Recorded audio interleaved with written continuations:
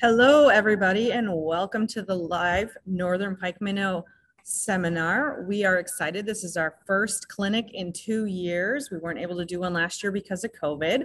So welcome. We are doing this live, and if you guys have questions, please feel free to put them in the Q&A section, please. We will answer them as we go along. If they're quick little answers, if they're more detailed answers, we will get to them at the end. We have Eric Winther here, who is our program lead biologist. He's going to be presenting. He will be talking for about 30 minutes or so, we figure, and then there'll be a question and answer session at the end. So please get your questions in throughout, and we will go through those at the end. And then in the chat section, we will post our webpage, our hotline phone number, and also our email. So if you have anything you want more detailed answers on or anything, please feel free to reach out through our email or our hotline, and one of our bios will get back to you as soon as possible. And so I'm gonna send it over to Eric. Well, lastly, also there's closed captioning on. If you'd like to turn that off, there should be a button that says CC, and you can turn those off. And all right, I'm gonna send it over to Eric and we'll get started. Hello, this is Eric Winther. I'm a fish biologist with Washington Department of Fish and Wildlife. We're getting ready to start our first, first ever video virtual pikeminnow clinic. So bear with us on this. I've got a PowerPoint presentation and you won't have to look at me. You'll get to look at the presentation. And like Emily said, we'll answer questions as we can during, and then we'll have a question answering period at the end of that as well. So that being said, I was going to go ahead and share my screen and switch over to the PowerPoint and go from there. Thank you.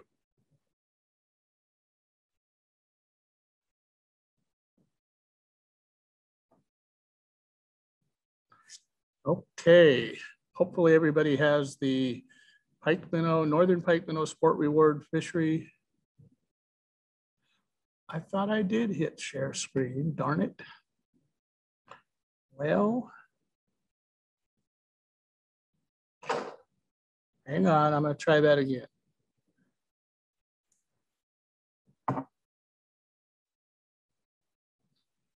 Okay, so it gave me a screen that I don't recognize. Share. Okay, let's do it this way. How about that? Yes. All right. So that's operator error. That one's on me. All right. Take off these glasses and hopefully I can see. But so we are here today for the Northern Pikeminnow Sport-Reward Fishery Program, Fishing for Dollars. I think this will be about a half hour or so. And there's a few things I'm going to talk about. Basically, I'm going to talk about why we're doing the program, how do you participate, then of course tell you a little bit about how to catch northern pikeminnow, and then wrap it up with a little bit about pikeminnow biology, because as it turns out, finding northern pikeminnow is the most difficult thing about catching them. So if you can learn where they might be, it makes it easier to find them and thus catch them. So that being said, here's our official slide, starting the Northern Pikeminnow Sport-Reward Fishery Program. I am the project leader. I've been with the Pikeminnow program since 1991, which was our first year. So that's on our 31st year right now. Been there both as a scientific technician, as a biologist, and now as the project leader. So got a lot of background and experience in the Pikeminnow program, and I'm hoping to share a bunch of that with you guys tonight. All right, so this is the critter we're talking about. This is a northern pikeminnow.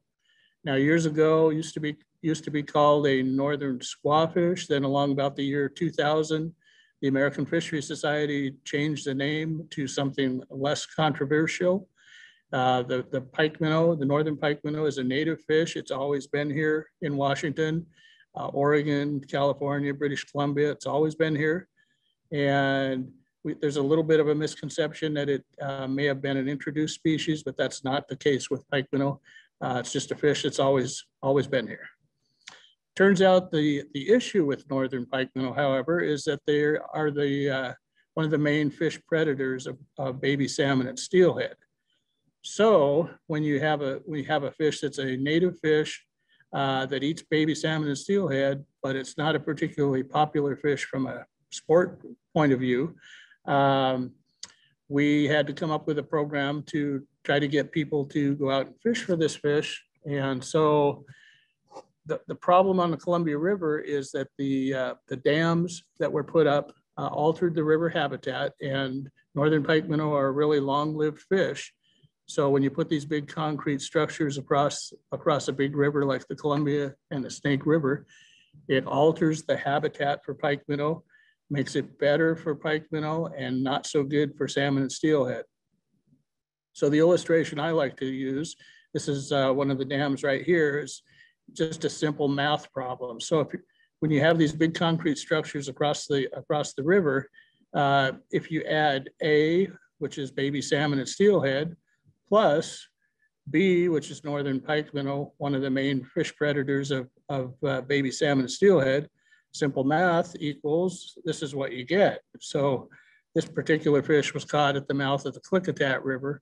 And when smolts are in the river, northern pike minnow are very voracious predators that can eat up to 12 or 15 smolts per fish per day.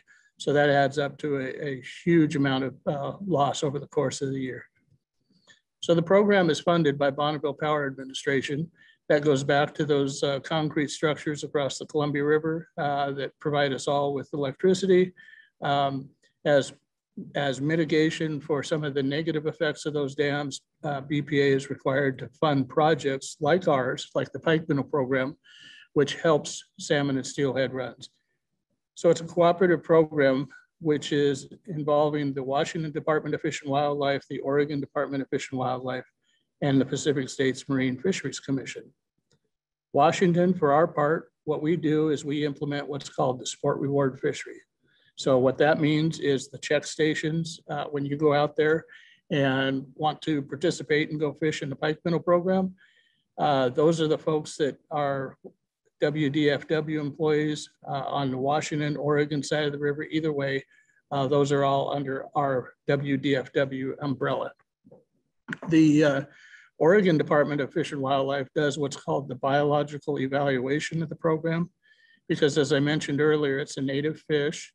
They've always been here, so we're not trying to eradicate them. We're trying to crop down the population by 10 to 20%. That's kind of our target goal right there, 10 to 20%. So how they do that is Oregon tags a number of pike minnow prior to our season, and based on the tag recoveries that we get, we can estimate what portion of the population we're harvesting each year. So I'll tell you why that's also a good thing from your point of view as an angler here in just a moment. The Pacific States Marine Fisheries Commission, they administer the overall program, but more importantly to you as potential anglers, they're the ones that actually send you the checks. So basically you go fishing, you turn in your fish to us at WDFW, we give you a pay voucher, you mail it in, and Pacific States is the entity that sends you a check after that. And I'll explain all that here in just a minute. Okay, so the pike minnow program is in effect on the Columbia River from the mouth down below Cathlamet, all the way up to Priest Rapids Dam, which is above the Tri-Cities in Washington. It's also in effect on the Snake River from the mouth in the Tri-Cities all the way up to Hell's Canyon Dam. So it's a huge program area that the program's open. We operate from May through September, and throughout that open section, we have a number of registration stations, which is where anglers would register and or turn in fish for the pike minnow program, and I'll explain how that goes here as well. All of this information is, of course, available on our pikeminnow.org webpage, and I'll mention that again at the end. But what I wanted to illustrate here is that the black dots are our standard registration stations, and then we have We have some either newer or part-time kind of stations that are indicated in red stars, which is a little bit different from previous years, but we'll talk about that as well as we go through. Okay, get to the main part here. So what do we pay for these fish? Well, it's a sliding scale. Turns out that we will pay you $5 each for the first 25 fish. Now these fish, to be eligible for the reward, they do have to be 9 inches or bigger. And I'll kind of cover the basic rules here shortly as well. But it's a sliding scale. So those first 25 fish, you get $5 a piece. Then it automatically shifts you up to $6 a fish for number 26 up to 200. And then after you get over 200, it jumps up to $8 a piece per fish. I mentioned those specially tagged fish that ODFW puts out there to help us do exploitation. This is what they look like. And the good part for you as potential anglers is they're worth $500. So makes for a really good fishing day if you happen to catch one of those. This slide here is just to give you a rough idea of the amount of rewards that are paid out by BPA on the pike minnow program, just looking back the last 5 years. Like I say, we've been doing this thing 30 years.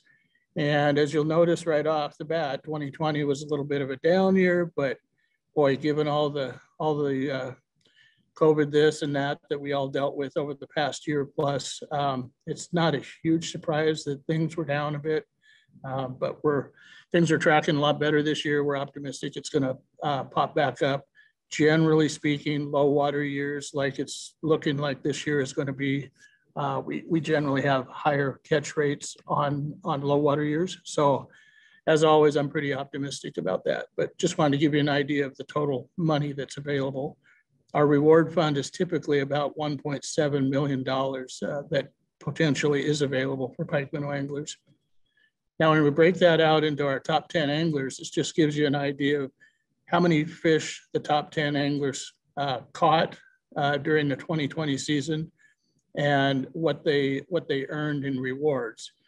Now, if you were to talk to any of these top 10 anglers, they would of course tell you that, boy, that's not profit, because out of all those dollars that they make, they're paying for launch fees and gas and bait and tackle and all that good stuff. So they always want me to make sure I stress that it's not like they're getting $32,000 of straight profit for fishing. So it's a lot of hard work. These guys that are on the top, guys and gals, people that are on the top 10 are very good anglers, been doing this program a lot and are very good at it. As far as the basic rules for the program, you do have to have a valid fishing license, just like for any other fishing in Washington or Oregon. The exception, as always, is for juveniles, and there's an age limit for either Washington or Oregon for that. Oregon, I believe, is 14, and Washington 15, I believe. You do need to register at one of our check-in points, our registration stations, prior to going fishing. So if you remember back, that was the slide with the map with the black dots and the red stars. And like I say, that is on the Pike Minnow webpage as well, along with hours and all that good stuff. So you do have to fish within the Pike Minnow Sport-Reward program boundaries. As I mentioned earlier, that's the Columbia River from the mouth all the way up to Priest Rapids Dam, and on the Snake River from the mouth all the way up to Hell's Canyon Dam. And another rule, you do have to obey just normal current fishing regulations. Typically that means one rod, one line with up to 3 hooks. So I always get questions about whether people can use DuPont spinners or long lines or something like that. And well, for this fishery, I'm afraid not. So just standard fishing regulations. And then lastly, you need to bring your fish back to the same station where you registered.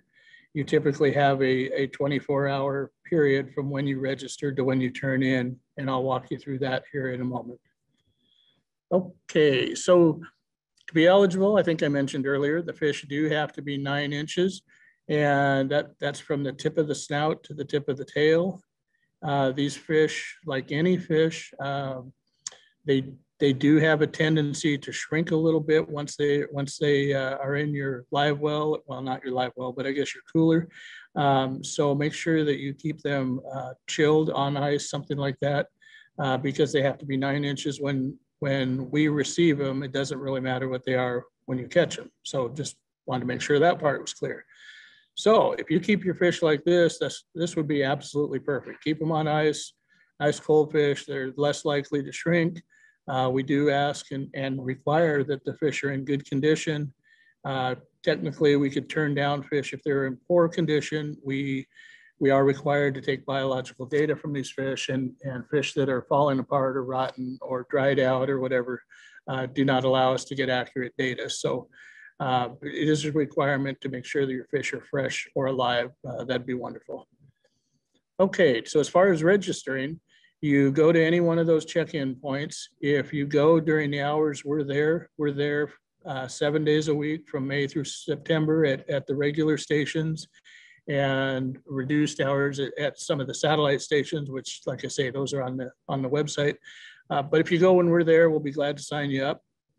And it's just a matter of getting your name, your fishing license number, your telephone number. Actually, in Washington, it would be your wild ID number. And if you look on the upper right corner of the registration form, there'll be a date stamp, and we'll give you the option to turn in your fish before we leave that day or turn them in the following day.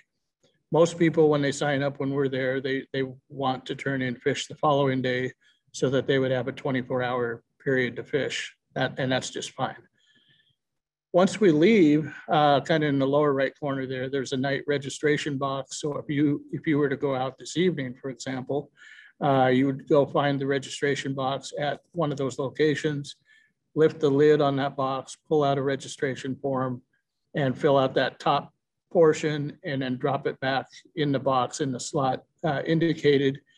And you would be registered right in the center of the box there. You would see right about there, you would see the hours that we would be there the next day. And so obviously you would want to bring your fish back to us during the hours when we're there. We can clarify that a little more, once you come in and try to make it so it works out for you. But basically it's about a 24-hour period. All right, I just wanted to give you a brief overview on why we're doing the program and how to register, that sort of thing. And then I wanted to jump into, well, how do we catch them? Because realistically, a lot of people, that's kind of that's the hardest thing about pike minnow fishing. So I guess the first thing I would say is that obviously 2 ways to fish for pike minnow. You can bank fish or you can boat fish. By far, most of our successful anglers are boat fishermen. I would say probably 90% of our anglers are boat fishermen. And just giving you an example, out of our top 10 or top 20 anglers,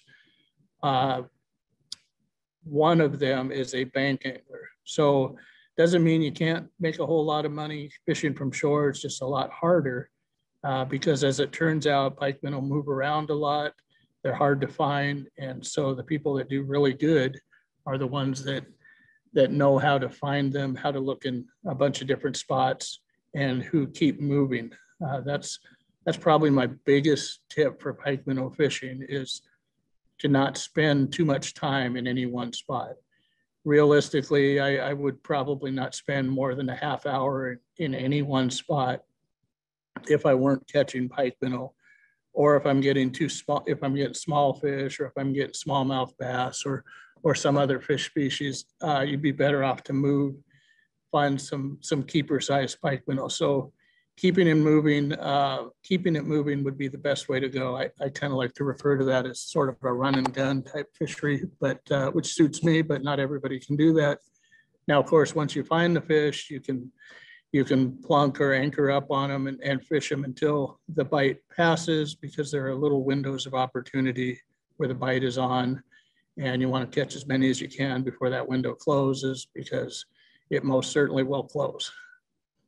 Okay, so the biggest problem when you're shore fishing is just access, especially on Western Washington below Bonneville Dam. There's a lot of private property, and getting access to the river is your biggest hassle. So this is a dock out at Camas Washougal. That's one point where you could access the river. And the trouble there is that the pike minnow may or may not be there. You'll probably get a few pike minnow here and there, but it's not likely you're going to be in the top 10 or top 20 just fishing from one spot. Realistically, if you only can bank fish, your best bet is to go up on the downstream side of one of the dams, whether that's Bonneville Dam, John Day Dam, Little Goose Dam, whatever. If you're fishing from shore, that is your best bet. If you think about it, pike minnow are the main fish predator. They are after baby salmon and steelhead. When those smolts come down, any of them that go through the turbine areas here, they're kind of disoriented. And if they're in this area, it takes them a little while to figure out what's going on. And so pike minnow being a good predator, they realize that's a spot to hang out. And so that's a good place for pike minnow anglers to target as well. This is just an example of below Bonneville Dam, same idea, where you don't necessarily need to fish very far out. In this case, there's just a little current seam right about in here that we were bobber fishing with some fresh uncured salmon eggs under a bobber in about 4, 5, 6 feet of water, and just drifting it right through there, and caught a number of fish. Actually, this would be late in the year, so September, October, kind of in that time period. This is below Bonneville Dam.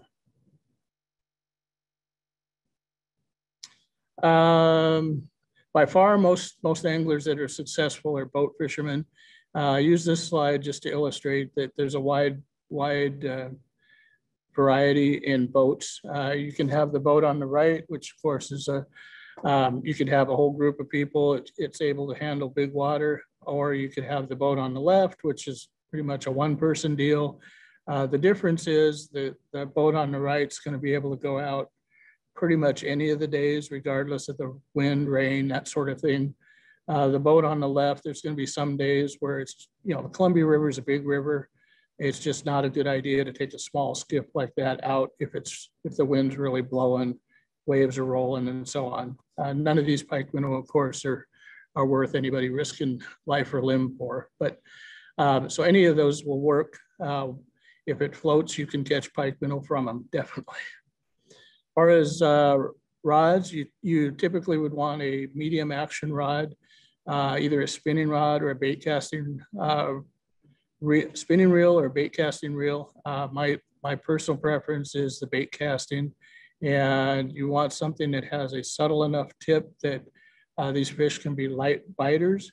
They average about 1.5 pounds a piece, so they're not super big. They're not super strong fighters, but they will hit like a ton of bricks. So you got to have a rod that's able to have a little bit of backbone to get that hook set, and then reel them in. And they typically kind of give up real quick, but medium action, it seems to be a good choice, maybe 6.5, 7 foot lengthwise. Oh, and on that, I do also, I guess, going back to that real quick, just you might notice that I'm using braided line there. In this case, that's just Power Pro, but I like to use the braided line because it's a low stretch line, and I'm using a monofilament leader, which I'll show you here in a minute, but big believer in the braided line for your main lines. Now, as far as catching pike minnow, most successful anglers are bait fishermen. There's a lot of different baits that pike minnow will take. Here's some of the common ones. Pike minnow will eat night crawlers, they'll eat crawdads, salmon eggs, and chicken liver are a couple of examples. What I tell people is that if you really want to have your best chance, you should have a cooler that has several of these items, or as many of them as you can get. So if you notice here, you'll see the night crawlers, you'll see chicken livers, and you'll see What's not on there is called salmon guts. And what I mean by that is the heart, the liver, the bloodline, the sperm sac out of a salmon or steelhead. Yeah, if you think about it, pike minnow are eating baby salmon steelhead. Turns out they like fresh salmon or steelhead guts as well. And then the last one that you might not recognize is shad smolts. And I'll show you about that here in a moment. But the point I wanted to make was having several different baits because as you're moving around to each spot, you want to try to fish 2 or 3 of those, run those baits through there. If bait number 1 doesn't work, try number 2, and number 2 doesn't work, go to number 3. And then once you've gone through your baits, then that's time to move. Doesn't mean you need to move a long ways. It could be just a little ways, but you could move a little deeper, a little shallower, or something like that. But a well-stocked bait cooler is certainly very important from my point of view.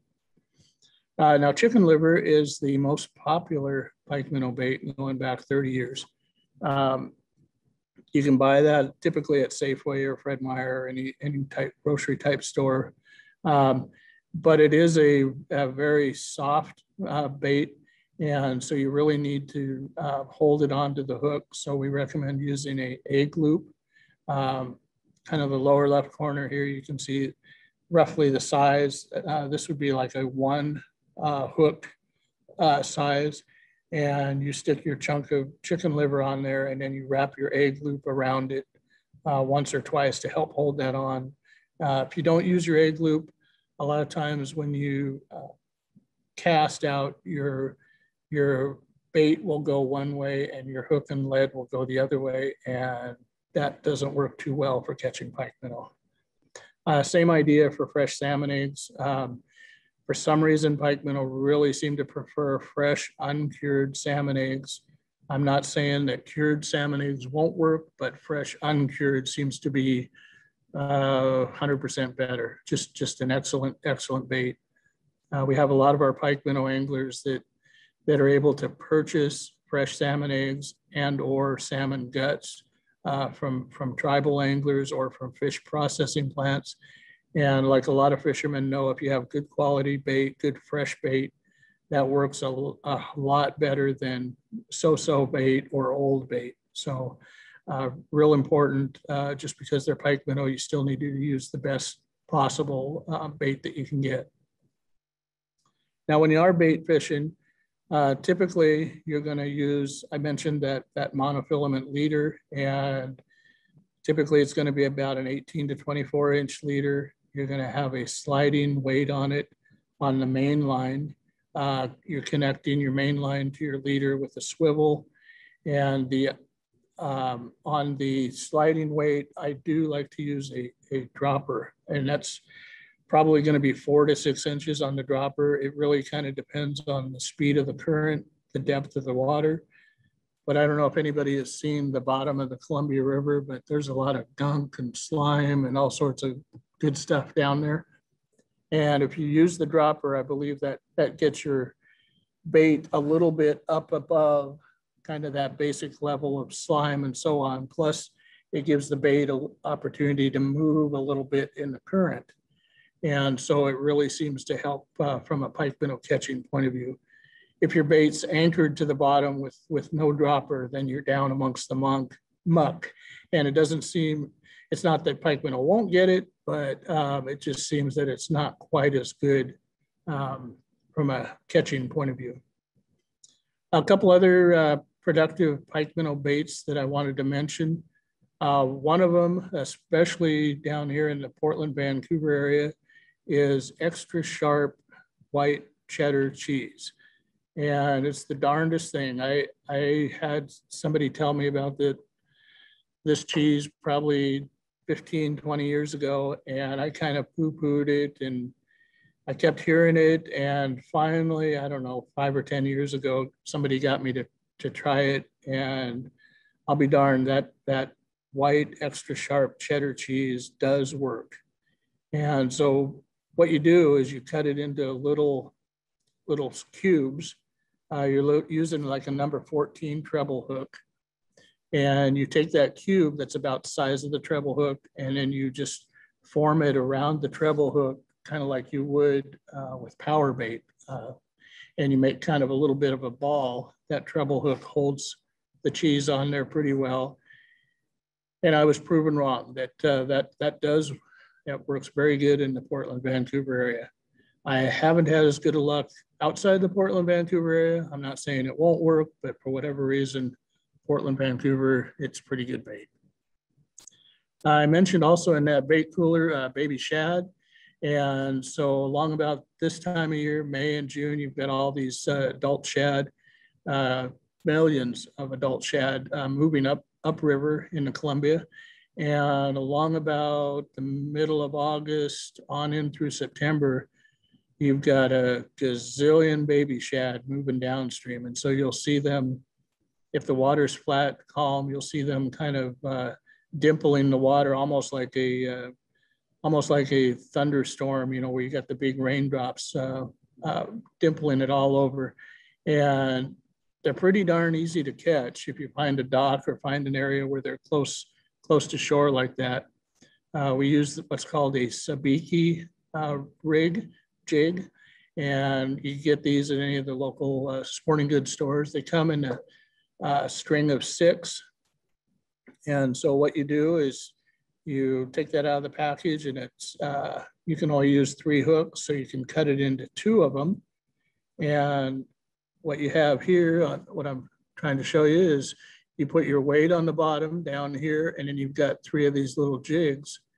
And really, we're just walking along the dock here, and you can see all these gazillion baby shad in there, and you don't have to cast or anything. You're just kind of dipping those sabiki jigs in there. And in this case, you can see it's a triple. It's pretty darn easy to catch a mess of those in 15 minutes, half hour, something like that. And that's in probably mid-August all the way through the end of September when the program ends. But very good pike minnow bait. The only stipulation on using a bait like that is that it can't be alive. And this is the typical rigging setup for baby shad. And I can pretty much guarantee if you rig them this way, they won't be alive. So you should be good there. One other one I wanted to mention, it used to be kind of a secret, but I'm not sure it's so much of a secret anymore, is what's called a Mormon cricket. And there are a number of areas over in Eastern Oregon or over around the Tri-Cities where these crickets are available. And a lot of our good anglers will take a day off or part of a day off just to catch these things. These crickets are, boy, they're a good 2 or 3 inches long. They're pretty gnarly looking.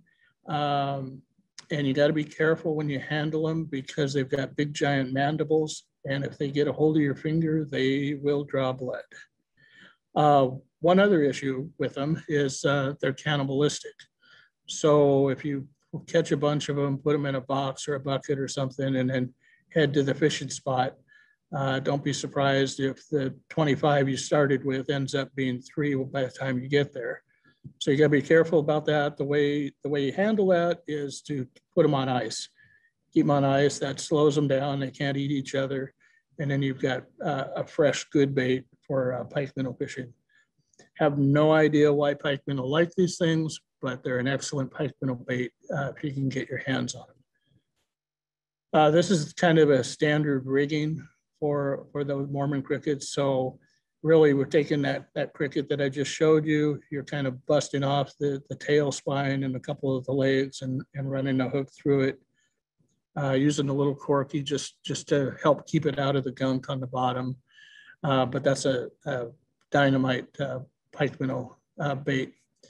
Now, I always do get questions about other bait, or not baits, but spinners, spoons, and plastics, lures and such. And it's true that pike minnow will take an awful lot of different lures. The hardest part is finding them. So for plastics, for example, there's a lot of curly-tailed jigs or flukes or something like that that are pretty good pike minnow bait or lure. And we also have a crew of what we call pike minnow dam anglers that what they use is called a tube bait, or a gets it. And so that's an excellent bait. This is what they look like.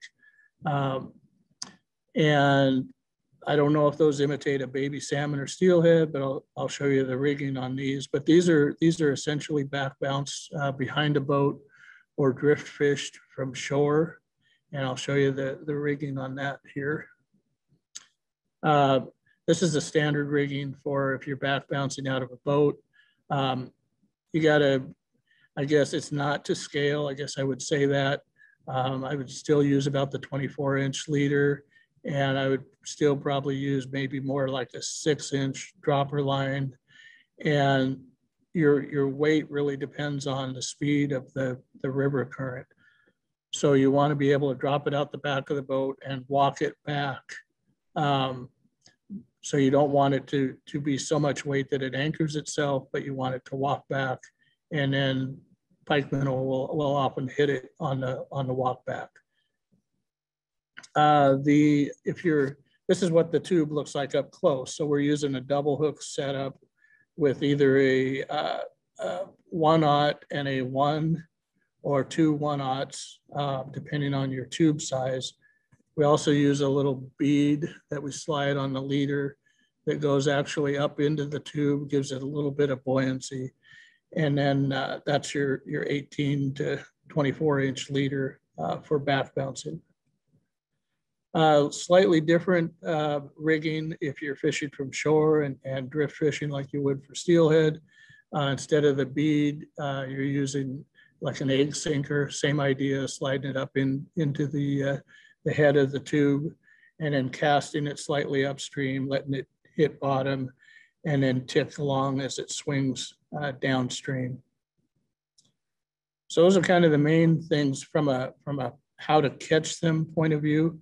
A few last things I wanted to mention about pikeminnow biology, because can't stress that enough, that it's really important to know about pikeminnow biology, because finding them is the hardest part of catching them. So as it turns out, pikeminnow are not super strong swimmers. I mentioned earlier they can hit like a ton of bricks, but the trouble is that they get tired or give up very quickly. So what that means is that they can't hold in super strong, heavy current. What they tend to do is they seek out current seams, current breaks, somewhere where they can have an ambush point, something like this, and they can wait for the food supply to come drifting down. They can dart out, grab their food supply, then go back in there. So right along those current seams or those current lines are classic pikeminnow ambush points. Now you find those all up and down the river to various degrees. In the lower river, we have what's called wing dams, which are these series of pilings that stretch out into the river.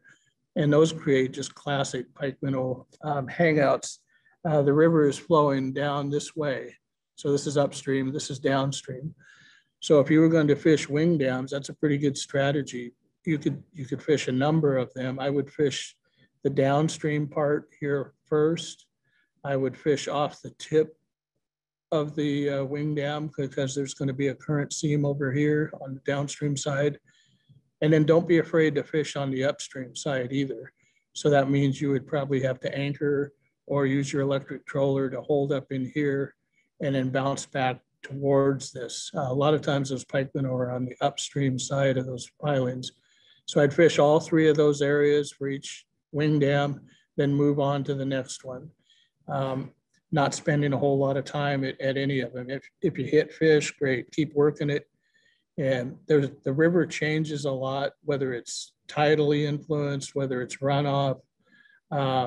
So just because a wing dam isn't good today doesn't mean it won't be good tomorrow or next week or whatever. So that's why I just go through, hit it, and then move on. As far as those other places to find those current seams and those lines I was telling you about, we have creeks or rivers come in. There's a classic little current seam along there. So those are good areas to check out.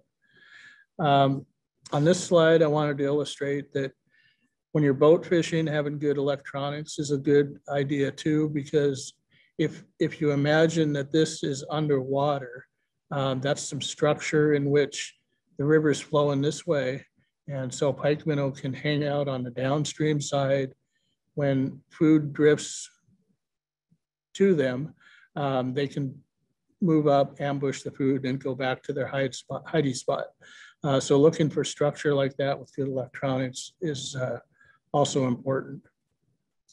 You can't always see where the pike minnow are, but this time of year with all the smolts moving downstream, pay attention to bird activity. Just like on the saltwater, a lot of times birds present, especially great blue herons or kingfishers or cormorants or something like that, indicates that there's a food supply there. And most of the time, if the birds have figured it out, the pike minnow have figured it out too. So that would be a good area to look at, especially if it has some of those other characteristics that we mentioned. There's a few places along the river that there are actually, this is up towards Bonneville Dam, where there are actually back eddies that are so strong that this boat, the stern, is pointing upstream. So there's a kind of a swirl here. And so this angler is fishing that back eddy. Well, what happens, those smolts that we talked about earlier, they come down here. If they get sucked into this, they may go around and round a couple times before they escape that. That slows down their migration and makes them easier pickings for pike minnow. So I definitely check out those spots too as possible pike minnow hangouts. In the lower river, like below Portland, Vancouver, a lot of times side channels are an important area to check out. Pike minnow in a perfect world would love to have 62-degree water, somewhere in that range. That's typically when they spawn. And so a lot of times those side channels will warm up slightly sooner than the main stem of the Columbia. So if you can go into a side channel and find a slight temperature degree or so a little warmer than the main river, and maybe some bird activity, that would be a great place to check out for pike minnow as well. Don't forget about man-made abutments. Those create pike minnow habitat, ambush points just like this. I would definitely fish all those spots real quick and then move on to your next spot. Because you just never know. If you're a houseboat person or know somebody that has one, that creates a area where baby salmon and steelhead have to navigate along through that, slows them down. Once again, pike minnow figure that out. So that's a good place for them to hang out. And you should target those areas as well. I know I've covered a lot of information. It's hard to throw it all into one of these deals, but I wanted to at least throw it out there. And I hope that you are able to get out there and do some fishing. If I haven't covered it all, there's a couple sources that we can go to, or you can go to check out for more information. There's some pretty good pike minnow fishing maps on our website, which is pikeminnow.org. And it'll actually show you areas that have been productive pike minnow fishing spots in the past.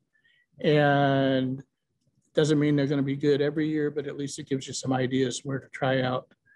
Likewise, we have a pike minnow hotline that's 1-800-858-9015.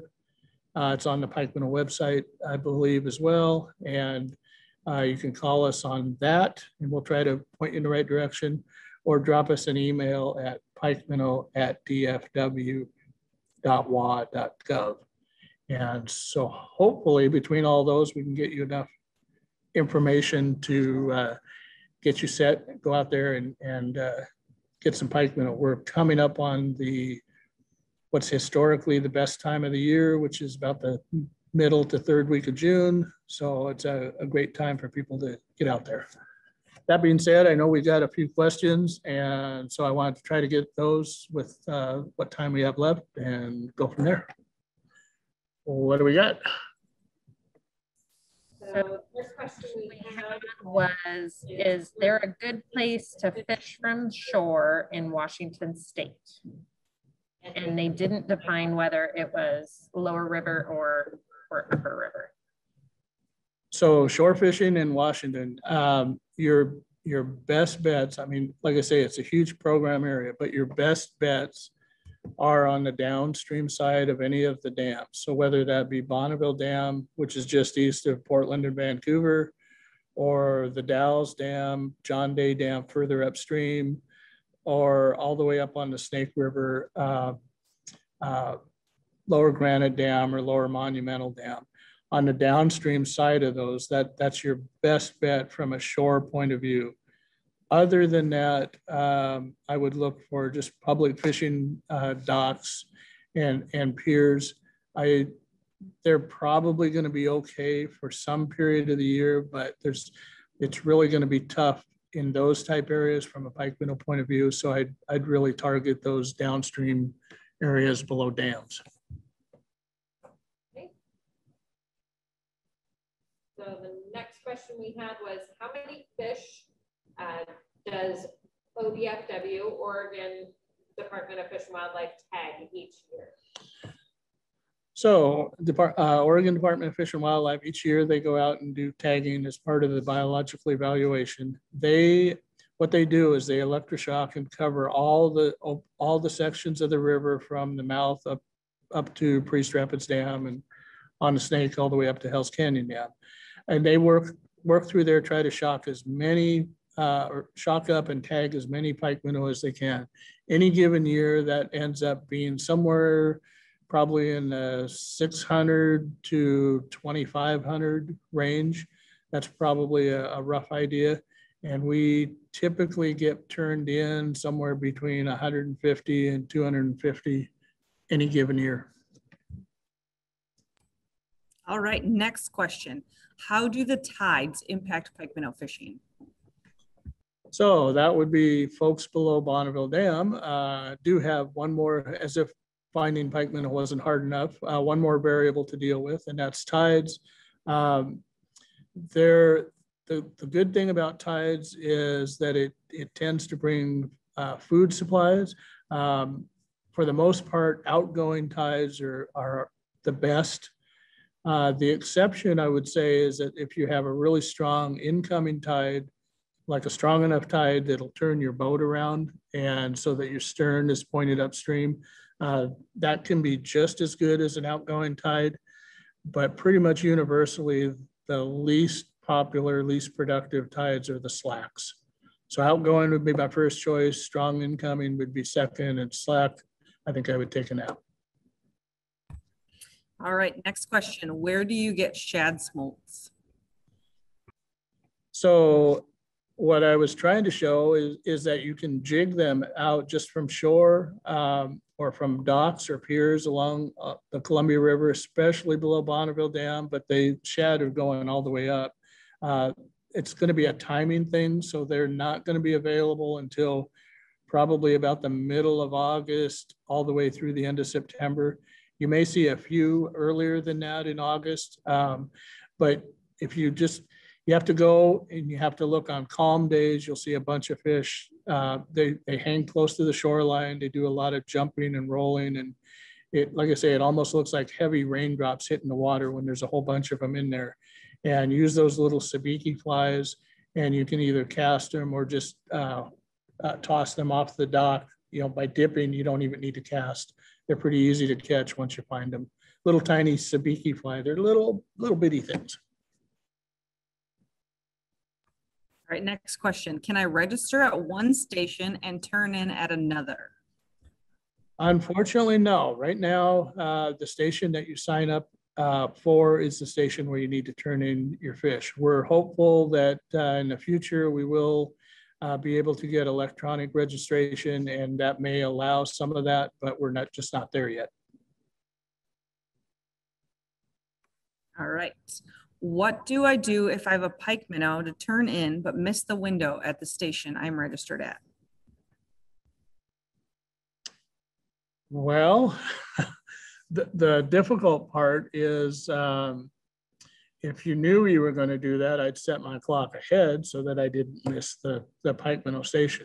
Realistically, once you've left the station, you're done for the day as far as that registration. And so that fish is not worth the $5 at that point. All right. How do the pike minnow move throughout the year depth-wise? Do they start deep early in the year, then move shallow? I don't know if I'd tie it quite to that, but there are a couple things that move them. Well, actually, everything moves them. Food is the first thing. They will follow where the food items are, which in this case are smolts. Smolts typically go close to the shoreline. And so pike minnow will move in close to the shallows after those smolts. Now, the difference is they won't, they're less likely to be out there during bluebird days. They're going to be there in low light periods. So at night, they're going to be closer to shore. They may be as shallow as 2 feet of water. And then when the day, on a bright bluebird day, they're going to move out deeper because they could be preyed on as well. So they can't stay in those shallows. Then they also, they move into the shallows about the 3rd week of June for spawning. That's done over gravel typically. And the period of time after that, they often move out a little bit deeper and recuperate from spawning. And a lot of times in the winter, you may find them in the deeper hole. So there's just a lot of movement. I would say just from a personal preference point of view, if I was going to target a particular depth, I'd be probably in that 12 to 15 foot depth, kind of fairly close to shore, but not right there. That would be probably my favorite pike minnow type depth, looking for some structure and some other stuff too. All right. So kind of following that, what depth should I look at in areas not behind a dam? I think you kind of answered a little bit of that. Yeah. I mean, you can find pike minnow as deep as, 60, 70 feet. Realistically, that's the exception. That's not the rule. More often than not, they're going to be in under 20 feet of water. And like I say, I really like that 12, 13, 14, 15 feet of water.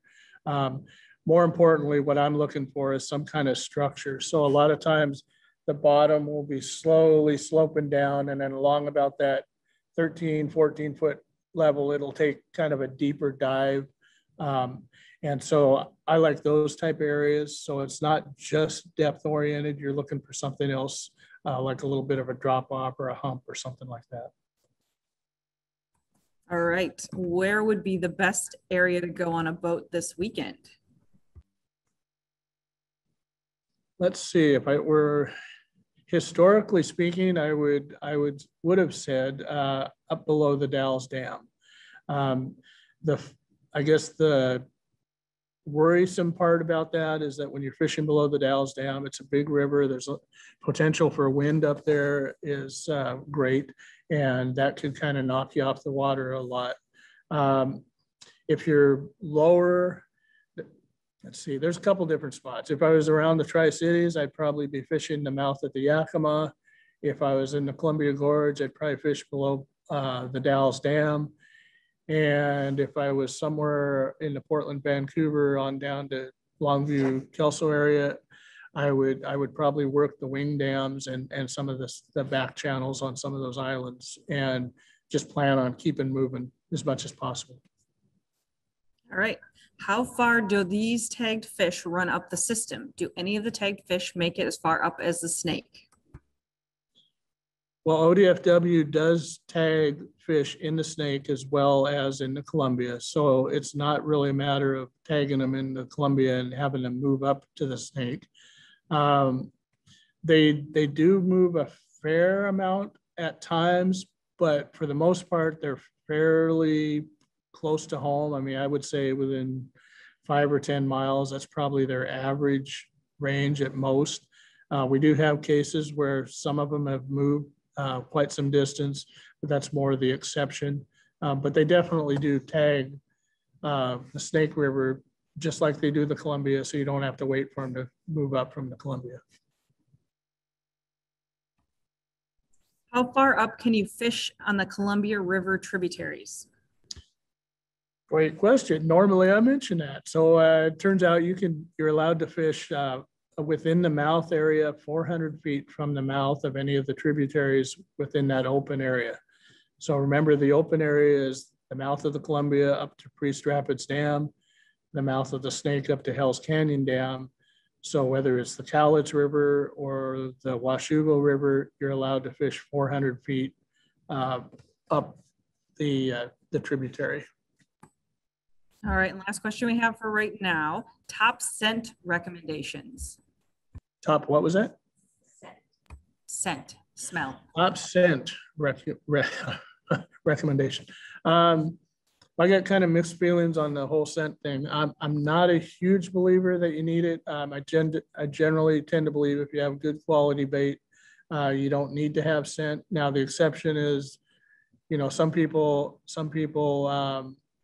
have, you know, like if you fill up your diesel truck and then you go fishing, that's probably not a great one to be handling bait with. So then I might use a scent. Or if I'm in an area where people are catching fish and I'm not, sometimes there's just something about me or whatever that they don't like. And so then I might use scent. I'm kind of a traditional guy, so I generally go with the salmon egg or a crayfish, pretty classic scents. A lot of them will work, but I guess I'm not a huge scent person.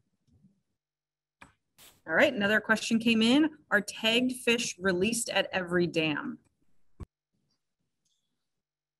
Well, yes, but what I would say is that Oregon Department of Fish and Wildlife, when they do the tagging, they systematically work from the top of the reservoir to the bottom or from the bottom to the top.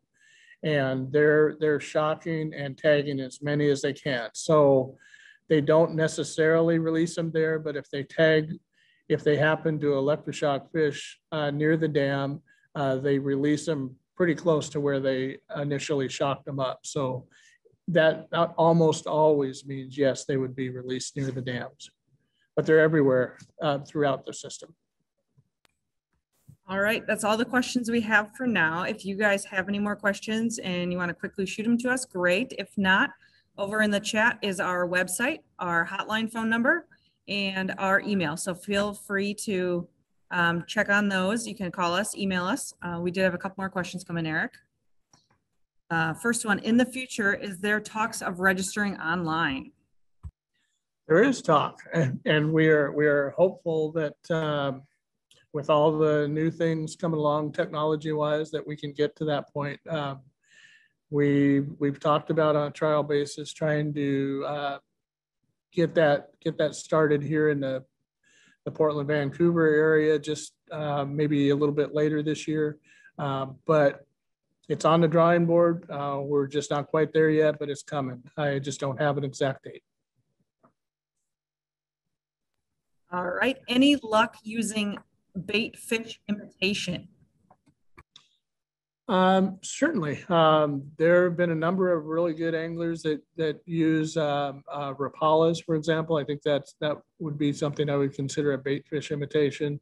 There are plastic bait fish imitations that we've had good luck with, both our dam angling crew and our pike minnow anglers at times. Like I say, I've mentioned it numerous times, but these fish will take an awful lot of different baits and lures.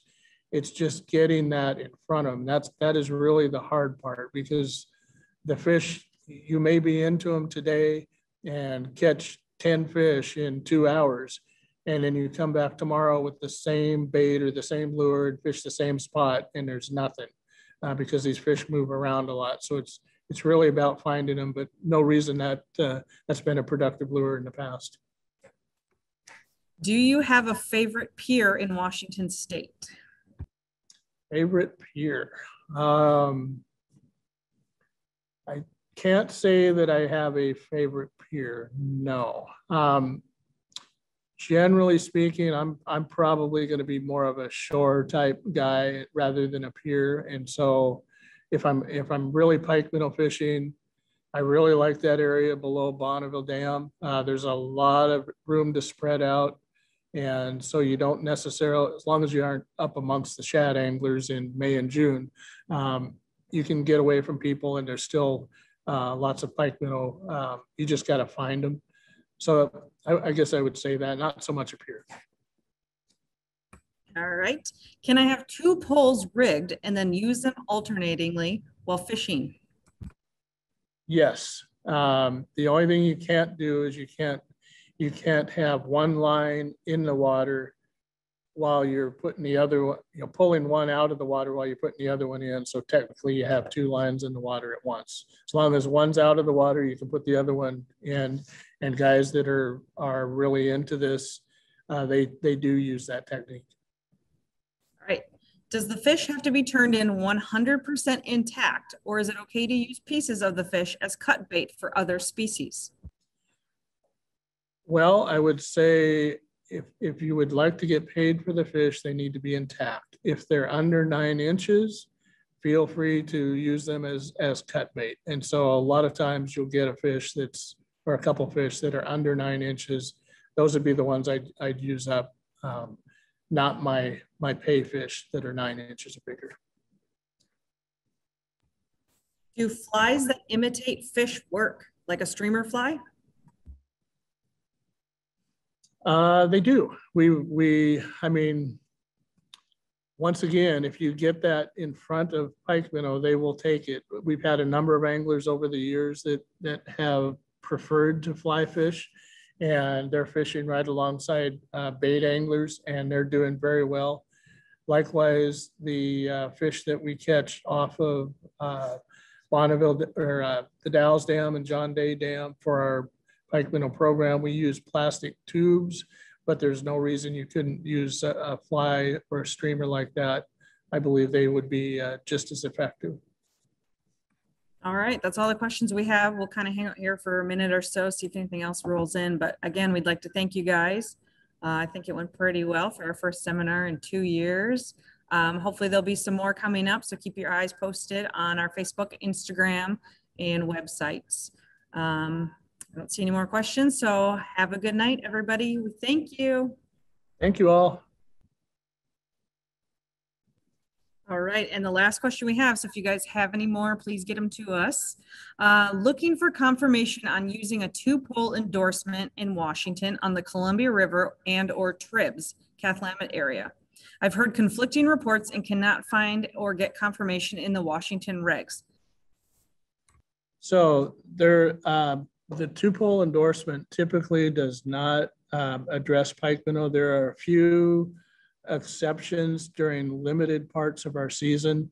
For the most part, the 2-pole endorsement is intended for Puget Sound and/or salmon fishing. There are a couple of exceptions that I know of. One of them is the mouth of the Washougal, the Camas Slough area. There's a brief period of time where 2-pole could be legal for pike minnow, and it used to be that you could also do that up in Drano Lake, but right now the way the regulation is spelled out, it says specifies salmon only right now. The only other exception, if you want to use 2 poles, is to go over on the Snake River where it borders Idaho. Idaho will sell you a 2-pole endorsement, so you can fish that entire stretch 2-pole. But in the lower river here, there's really not an opportunity for 2-pole for pike minnow.